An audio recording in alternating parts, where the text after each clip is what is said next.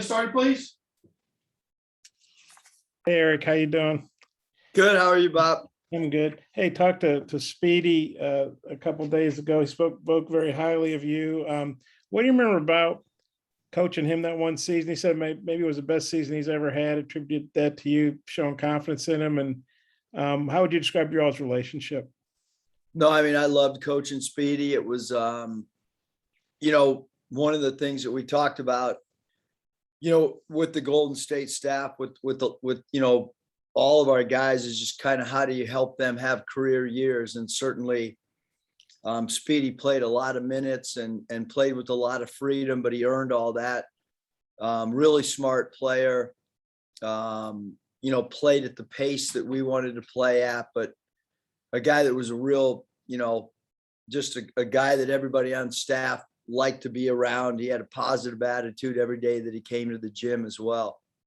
Did you get a sense? I know you didn't coach him for 10 years or whatever, but did you get a sense he would go into coaching? Did you guys ever talk about him going into coaching? And just, I guess this is his first year at Hofstra. He's been an assistant there for quite a while, but what do you thought of the job he's done? And like I said, did you guys ever talk about coaching?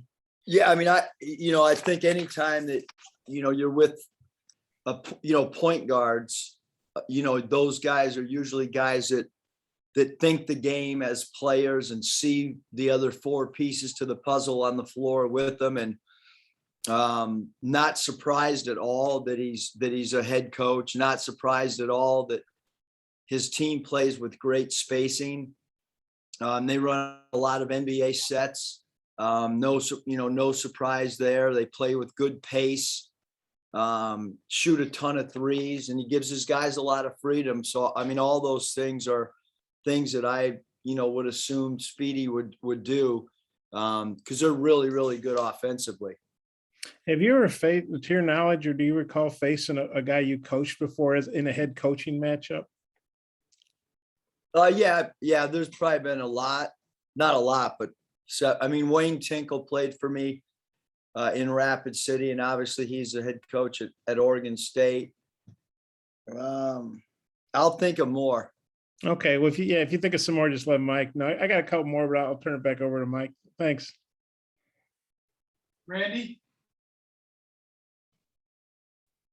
Hello, Eric.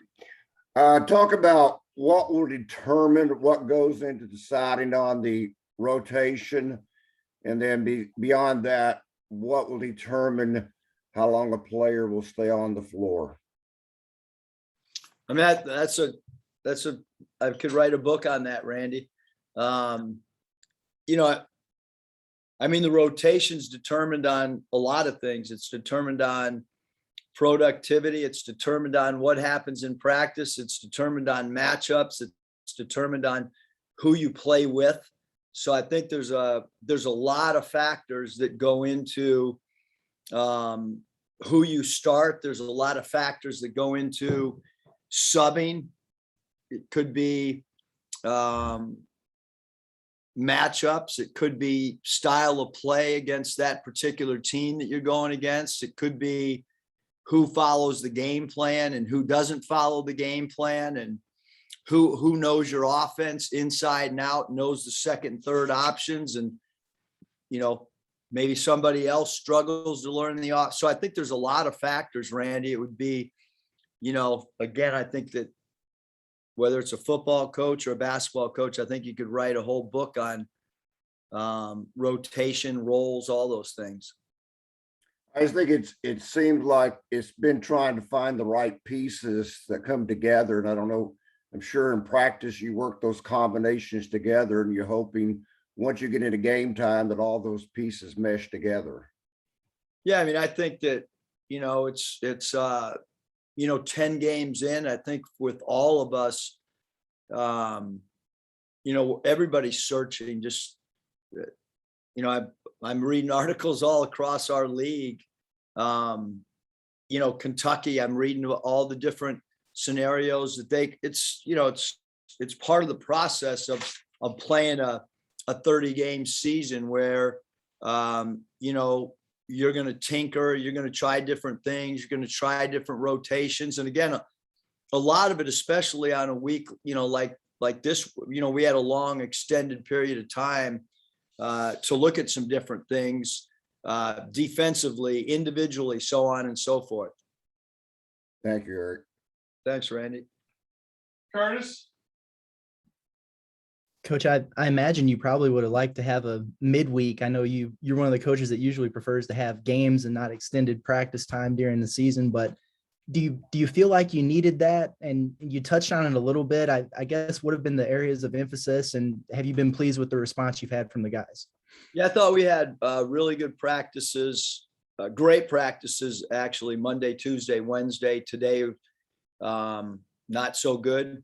But I thought that the first 3 days of the practice week, Monday was hard, and the feedback that we got from the players was that they loved it. Tuesday was hard. The feedback we got was the players loved it. We changed up what we do. We went a lot of 5-on-5 stuff. Today was not the, from an energy standpoint, an effort today was not nearly up to what it was the first 3 days of the week. The first 3 days of the week were phenomenal. From a coaching perspective, we were really pleased with that. So we worked on our own self Monday and Tuesday, and started a little bit of Hofstra on Wednesday, and certainly today, all Hofstra. So we did a lot of things. We've added some offensive wrinkles. We'll continue to do some defensive stuff that maybe we want to slightly tinker with. And then we've all, we know some of the areas that we've had holes in that we want to try to continue to get better at as well, Curtis. And then it's kind of the first bit of adversity this team has faced in the season. Just curious what you've seen from a leadership standpoint from guys like Jalen and Devo that you've mentioned in the past. And then is there anyone else who's maybe emerged as a voice? Yeah, I think, anytime, in college basketball, unless you're Bobby Knight's team in the 70s that went undefeated, you're going to lose, some games. It's just kind of the nature of how this goes. Jalen's been phenomenal, from a leadership standpoint. I think that, Stanley, Amude, and Chris Lake seem to be, especially this week, maybe it's the first week that I've seen them really kind of step up vocally, from a leadership standpoint in a positive manner. I think that, up until those first 9 games, I think they were still trying to feel some stuff out, but I kind of felt their presence a little bit more, from a leadership standpoint, which is really good.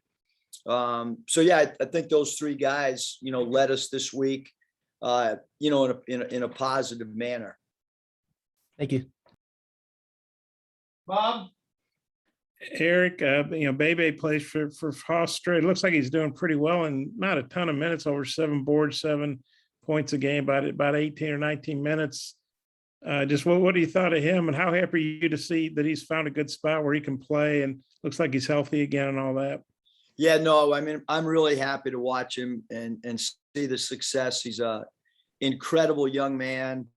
Worked really, really hard, had a great attitude while he was here. Certainly Coach Claxton and I spoke, about Bebe. Everybody on our staff spoke highly of him. I think it's a great fit because, they'll put 4 shooters around Bebe, and Bebe is really good at setting random pick and rolls, and he doesn't pick and pop, he picks and rolls. And so I think that, it's a good fit for both, because Speedy's got a lot of great perimeter shooters, and now he's got Bebe as a pick and roll guy who really understands what his game is, and he doesn't try to do things outside of his strengths. And so, yeah, I think it's awesome to see him be able to get minutes and to be able to contribute while he's out there for Hofstra. And then, you guys didn't get to go to North Little Rock, and they do like it to be called North Little Rock, FYI, when you're speaking in North Little Rock tomorrow, although you might be on the Little Rock side of the river, though, I think. But They love it when the Razorbacks come. The game's not on TV. If you want to see you guys, you got to go to the game. It's old school. Just what do you remember about that atmosphere 2 years ago? What do you anticipate Saturday night? How much could that help the team coming off a rough loss? Yeah, I mean, it's, to me, it's always exciting to play. In Little Rock, it's an unbelievable atmosphere to play at. We can't wait to get to game night, and we put good work in all week, and now we get to see if the work that we put in, during the last 5 or 6 days comes to fruition on Saturday in front of what I think is going to be a great crowd. And Speedy says he expects you guys to be really hungry. He said this isn't a good time to be playing Arkansas coming off that tough loss. Do you get a sense in practice this week your guys have extra motivation, going to be kind of extra hungry to go out there and show folks, hey, that was an aberration last week. That's not who we are. Yeah, I certainly think that from a energy standpoint, Monday, Tuesday, and Wednesday, we looked like a really hungry team today. Maybe not as much as the first 3 days. But we've got Hofstra presents, some problems because of their shooting, and but I would anticipate that we would be a team. Hopefully we'll be a team that's, that's hungry to play really well. That would be the expectations for sure. And then I think they average just under 11 made threes a game, not attempts, but makes, which I think is top 20. You guys obviously have struggled with 3-point defense. I think they have too for that matter. But how do you see that matchup after you guys are really focused on it this week? Well, we can't defend the three at a JV level. I can tell you that. And at times we have defended at a JV level, but we're going to have to defend the three at a high level, and have great discipline defensively to play a team that runs a lot of random pick and rolls. They run a lot of 5 out. They can go to their bench and play small and spread you out and have 5 3-point shooters. So, we've got to defend the three. That's their strengths, and that's our weakness. I don't know if I'm speaking out of turn here, but I think Curtis has got a funny story you might appreciate if he doesn't mind telling it. He told the rest of us. I think you might get a kick out of it. I did. It's interesting, Coach. Before I started doing this, I coached some NAIA ball, and I have one ejection to my name in my coaching career. It just so happens to be a product of the same guy that got you the other day. So we have something in common, I guess. I can tell you the rest of the story at a different time. Yeah, I don't want you to get fined. Exactly. Well, I've been thrown out more than once, Curtis, so I got you on that. All right, Coach. Appreciate your time. Thank you very much. Thanks, guys.